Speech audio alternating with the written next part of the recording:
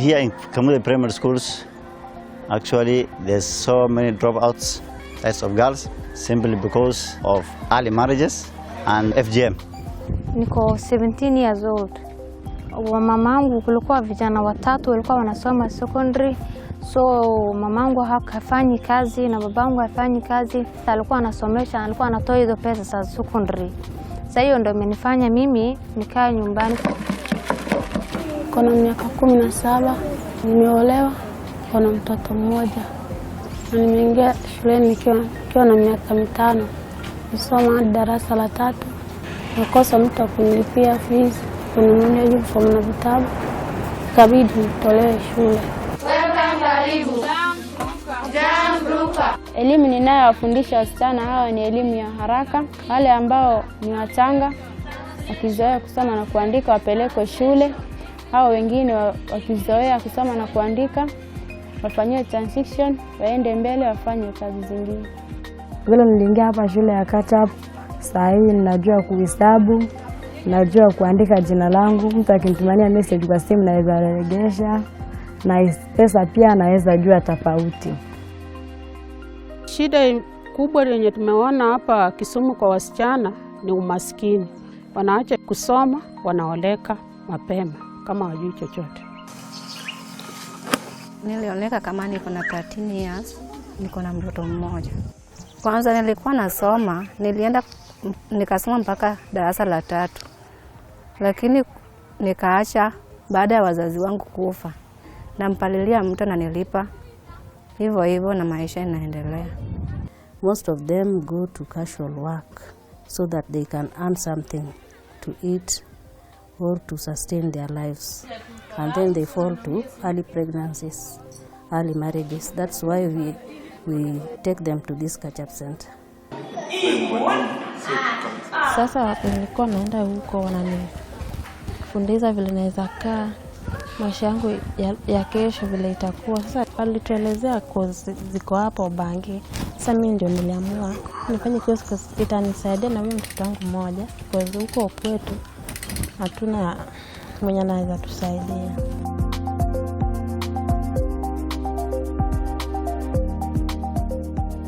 Due to numerous gaps and barriers in Garissa County, which is one of the marginalized counties in Kenya, girls have been barred from getting education. Some have been out of school and some have never attended school at any one stage. And the Education for Life project was designed and geared to accelerate education or numeracy and literacy among girls who have been out of school. We designed EFL working with the government officials at the Ministry of Education, and also working with the girls themselves who had dropped out of school and even those who had never been to school. And after talking to them, they gave us pathways. And so we were able to pull through as 3 organizations that had strengths in these areas and designed a program that also brought in the catch-up centers. And so it has contributed in reaching the marginalized and excluded women and girls. It's also contributing to our fight against violence. We are picking these girls from the village. They were out of school girls. So in so doing, we are equipping the girls not just to skill basic literacy and numeracy. Now, after she completes her stay at the catch-up center for a minimum of 6 months, the girl will transition into 4 optional pathways. That is, one is for entrepreneurship. There is another option called for vocational training. We have the third option of formal education, that is going back to school. And the fourth one is known as apprenticeship. Wasichana sisi hatuko tunaona ni mzuri waende shule. Tulikuwa tunaona ni mzuri wakae nyumbani. Lakini wakati Action Aid na Women Kind wamekuja, walifanya ile CRPs walitufanyia matrainings mingi. Wakati ile tulirudi kutoka hiyo trainings, tulikuja kwa community wetu, tukaita some of them, tuka-involve ile training tuliediketiwa. Tukaambiwa mambo ya wasichana na vijana lazima kuwe equal kwa msomo. Tupeleke wao kwa shule. Tumepata faida kubwa sana. Sisi kama community tuliketi kwa mabaraza, chief alielezea community wale wengine elders, tukatafuta ile tunajua maboma gani msichana hajaenda shule, tukatafuta hiyo msichana, tukaregesha mashule, tukasaidiwa na Action Aid na Womenkind. Hii program si program ambayo wanalazimisha. Ni program ya kueleza kwamba tafadhali kuja shule, kuna uzuri fulani, kuna uzuri fulani. Na kuna CRB's community resource person anaendea kwao bila kuwavuta kuleta kwa nguvu. Ni kupeana habari tu, hii ni kupeana habari. There are girls who dropped out in class 1. There are girls who dropped out in class 2 or 3.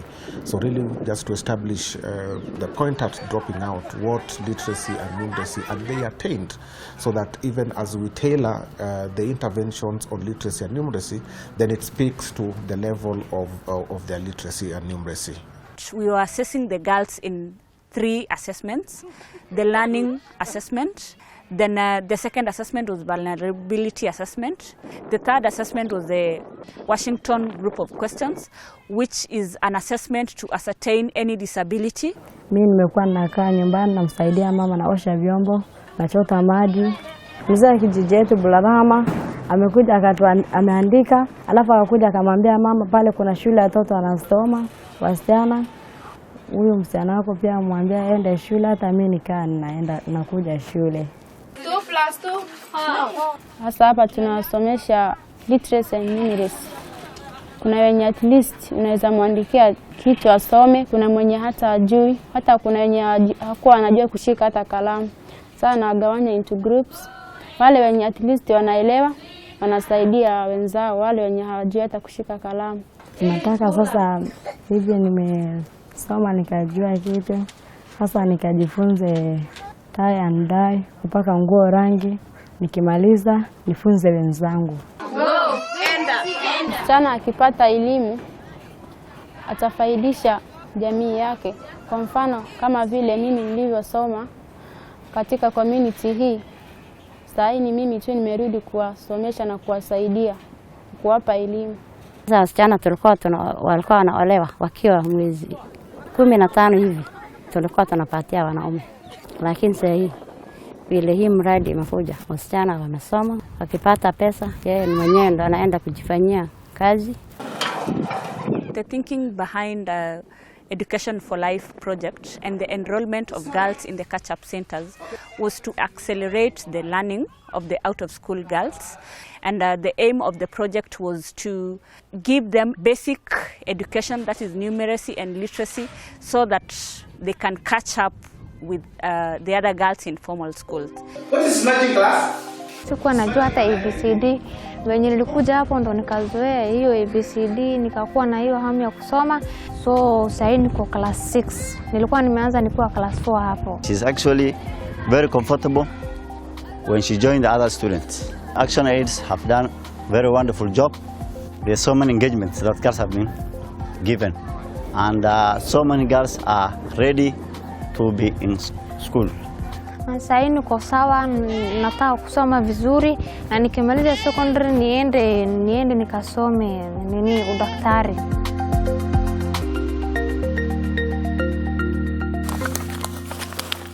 This catch-up center, it contains 29 girls. All of them have children. When they come in with the babies, they take their children to childminders. Childminders assist them that the children cannot interfere with them in class. Maria went to the market to buy mangoes. Now we are doing with them the multigrade teaching. This multigrade teaching is about their levels. So you separate them depending on their levels. Tulipewa hapa courses ya kuchagua, nikachagua course, nikaenda kwa huyo mtu nikamuongelesha.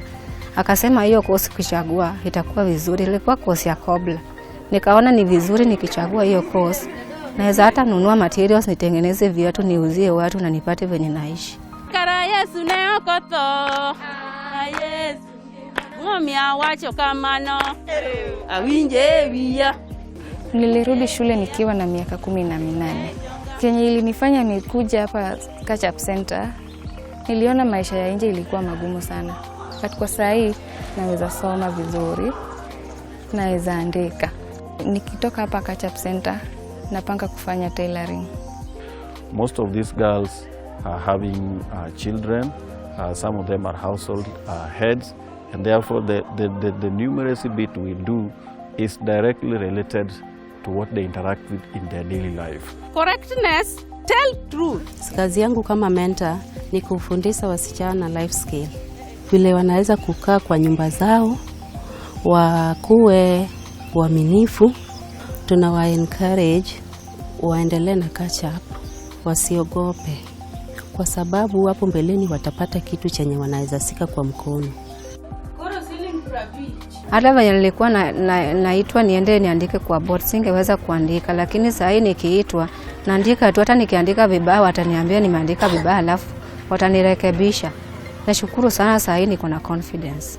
Brenda bought a boiled egg. Going through the literacy and numeracy classes, going through the mentorship, psychosocial support, then we are building a girl who is resilient. We are building a girl who can then go out to now start interacting with life because they have gotten the requisite skills.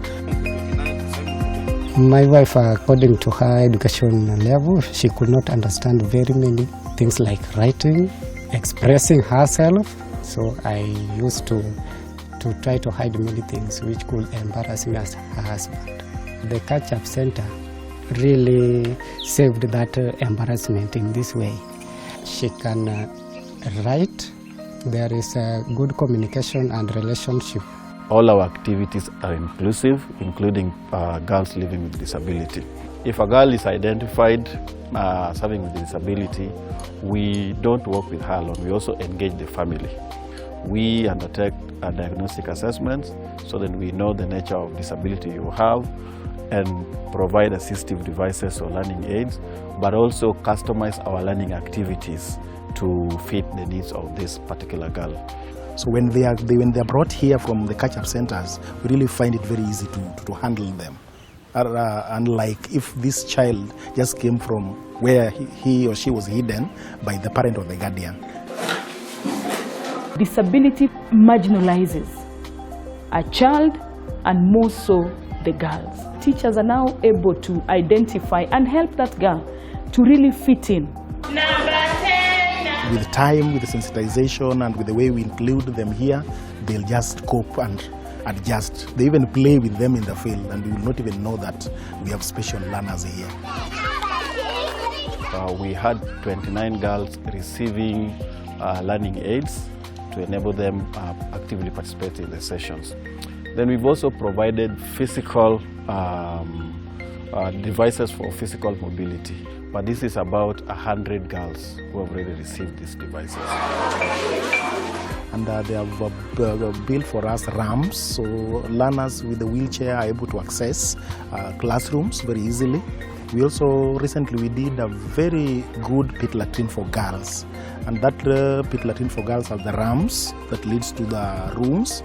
At the same time, we have a wing that is specifically meant for learners with disability, the girls with disability. The family setup is where decisions are made that would favor the girl. And so working with the women, they would easily get to the families. They knew who the girls were, who were not in school, had never gone to school. They knew the girls who were living with disability. And therefore, empowering them in a way enabled them to approach the families. Kuna wengine wanawekewa tu ndani ya nyumba, hawataki waonekane nje. Sasa mimi kama mentor nikienda ninaongea na msasi wake, usijaribu, usikuwa ati unaweka mtoto wako ndani ya nyumba. Sasa mtoto anaona tu ni dunia imeishia tu hapo. Niliingia Catch-up Center nikiwa na miaka 17 kwa sababu wazazi wangu wako wanaamini mambo ya shule na waamini msichana asome. Wanasema msichana ni mtu wa kuozwa. Sasa nimesoma hapo ndo nikakuja hapa kushona. Sasa nimemaliza miezi miwili na ninaona ninashona dera, nashona rinda, nashona suruali, shati. Sasa nikimaliza miezi 3 itakuwa ninaweza kushona kila kitu. Wasichana kikuja kwangu, yenye kinahitajika ni wajue kusoma na kuandika. Kama saa hii msichana amekuja ambaye hakuwa anajua nini mambo hata kukanyaga charani, saa hii anakanyaga, anashona nguo, tamsaidia juu baadaye hata hii mradi ikiisha, si atajifungulia mahali akae na biashara yake, awe anauza nguo zingine anashona akiuza. Sasa ndio vile wasichana atasaidika. Wamenisaidia bag, wamenisaidia set ikiwa full, ruler, kichongi, kalamu zikiwa ndani na vitabu. Wamenisaidia parts pia, kwa kila siku ninapatiwanga shilingi 100. Asante sana kwa kazi nzuri. Walking through career counseling, they make decision whether they want to do plumbing or they want to do metal work or they want to do what kind of a course. And therefore the projects give that opportunity to link them with the vocational institutions. Walituelezea course ziko hapo Bangi. Sasa mimi ndio niliamua nikuja nifanye plumbing. And nilipenda hiyo course. Ladies from the catch-up center, most of them have been mentored. They are one of the best students in that department compared to others, because mostly they are committed, they like that profession. So I'm also happy with them. Ladies can do it even better than men, as we have realized, as we have seen. Sasa vile nilikuja hapa, sikujua hata what is the meaning of plumbing. Sasa najua what is safety, najua kutengeneza water gutters, tank. Currently, we have enrolled 5,027 girls. Out of these girls, we have had 326 girls go back to school. There are certain girls whose aspirations is not going back to school, so they would also look at other pathways. So out of that, we have around more than 1,700 girls whom we have taken back to entrepreneurship.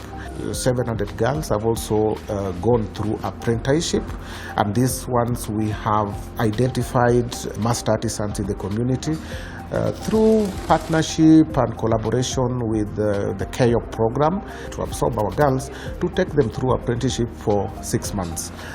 Besides that, there are also girls whom we are working with who have gone back to learning centers called vocational training institutions. Tutawapeleka hiyo catch-up center. To tackle culture, it's not a one organization's effort. Ideally, the community itself can address culture, but they just needed to be supported to strategize and also know who to speak with, build their knowledge on the how the pieces of legislation around girls' education supported their efforts. And so that's how we also brought in the women's movements to work with them and also to position them in a place where these girls found contacts and people in their own community and setup that they could relate with easily. We never had a customized or gender policy at the county. We had a discussion with Action Aid and they really said we were going to support us on a gender policy. Many stakeholders also supported the document. We're actually the final stages, so that will be a milestone for the department. So the policy actually touches part of allowing that the children are equal, whether it's a boy, whether it's a girl, they're equal and all of them deserve education. And of course, when the policy comes out, then I think it will going to support us a lot on this issue of FGM and a lot of the vices that are actually happening. Fenye tumepata Action Aid, Women can partner with Kamuda Network. Wasichana wamechanuka. Hakuna anda yani marriage ile mapema msichana angeoleka. Atasoma na ataendelea aingie maisha ingine ambapo atafurahia mbeleni. When we were first coming to these particular villages, there were those who were opposing us. They are now working with us as change agents, as a male mentors. They are our ambassador actually now. Unaweza kuta msichana bingine kulikuwa na hii program ya hii mambo ya early marriages, hii mambo divorce. Wasichana wanakuja, any problem ambayo wanaface wanakuja ofisi yangu direct. Hata wazee wakijaribu. Kwa hivyo naona maneno iko tofauti kulingana na zamani. We have the passion for these learners with special needs, and especially the girl child. It is our vision as a school that in the near future, we may even have a special unit within this institution.